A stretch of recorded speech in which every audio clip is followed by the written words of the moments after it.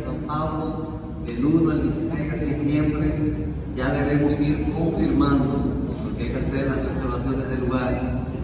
1 al 16 de septiembre, en compañía del Padre Diego López, las huellas de San Pablo, visitando Grecia y Turquía. No se lo pierdan.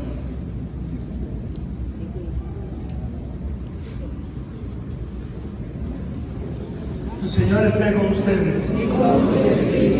El Dios Todopoderoso, por medio de su Hijo, que ascendió a lo más alto de los cielos y les abrió el camino para seguirle hasta su reino, los colme de sus bendiciones.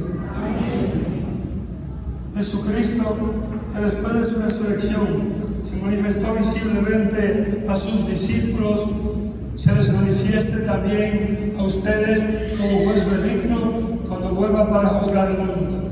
Amén. Que quienes confiesan que está sentado a la derecha del Padre, les conceda la alegría de sentir que según la promesa está con nosotros todos los días hasta el fin del mundo. Amén. Y la bendición de Dios Todopoderoso, Padre, Hijo y Espíritu Santo descienda sobre ustedes. Amén. A dar testimonios de lo que el Señor ha hecho en nuestras vidas. Vayan en paz. Denos gracias. Que pasen todos un feliz día.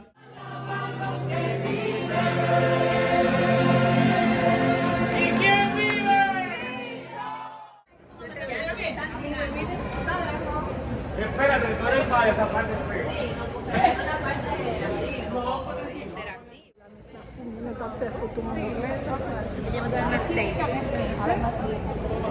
Vegan chicken. Ya están grabando. ¿Usted va a hacer eso? Me envían el blog por el grupo.